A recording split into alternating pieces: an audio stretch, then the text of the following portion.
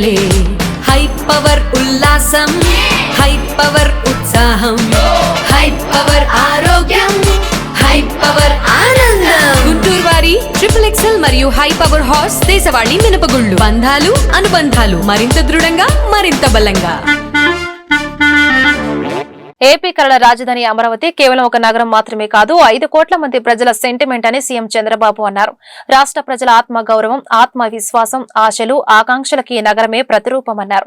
ప్రపంచంలో ఎక్కడ లేని విధంగా 29,000 మంది రైతులు ఏకంగా 34,000 ఎకరాల భూమిని రాజధానికి పూలింగ్ కింద ఇచ్చారంటే దేశానికే కాదు ప్రపంచానికే ఇదో చరిత్ర అన్నారు. అలాంటి అమరావతి నగర నిర్మాణం తలపెడితే గత 5 ఏళ్లలో ఎలాంటి విధ్వంసం జరిగిందో చూశామన్నారు. ఉగ్రవాదంపై పోరులో మోదీకి అండగా ఉంటామని ప్రకటించారు.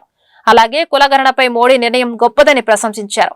మోడీ సహకారంతో ఒక బలమైన ఆర్థిక వ్యవస్థగా ఏపీని రూపకల్పన చేస్తామని హామీ ఇస్తున్నా అన్నారు.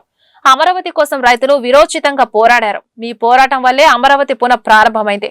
ఇది మీ అందరి విజయం. బాధలు అవమానాలు లాఠీ దెబ్బలు తిన్నారు, జైలుకు వెళ్లారు, అయినా వెనకడుకు వేయలేదు. హ్యాట్సప్. ఇలాంటి ఉద్యమాన్ని నా చరిత్రలో ఎన్నడూ చూడలేదు, మళ్లీ చూస్తారని కూడా నమ్మకం లేదు. అలాంటి ఉద్యమం చేసిన ఉద్యమకారులందరికీ సెల్యూట్ చేస్తున్నా అన్నారు. 5 కోట్ల మంది ప్రజలు నా రాజధాని అమరావతి అని చెప్పుకునేలా నిర్మిస్తామని సీఎం చంద్రబాబు అన్నారు. 2014 రాజధాని లేని పరిస్థితిలో మనం పాలన ప్రారంభించాం. విభజన వల్ల ఉన్న రాజధాని తెలంగాణకి వెళ్ళినప్పుడు మనం రాజధాని లేకుండా బయట వచ్చాం.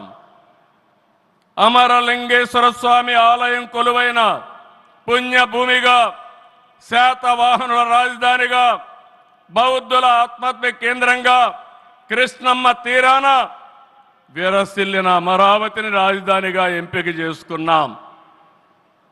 అమరావతి కేవలం ఒక నగరం కాదు, 5 కోట్ల ప్రజల సెంటిమెంట్. ప్రజల ఆత్మ గౌరవానికి, ఆత్మవిశ్వాసానికి, ఆశలకు, ఆకాంక్షలకు ప్రతిరూపం. ప్రపంచంలో ఎక్కడా లేని విధంగా 29,000 ఎకరాలు, 29,000 మంది రైతులు, 34,000 ఎకరాలు భూమి రాజధానికి ల్యాండ్ పోలింగ్ కింద ఇచ్చారంటే ఒక భారతదేశానికే కాదు ప్రపంచానికే ఇది ఒక చరిత్ర. అలాంటి నిర్మాణం తలపెడితే దానిపైన మనం చూశాం విధ్వంసం 5 సంవత్సరాలు.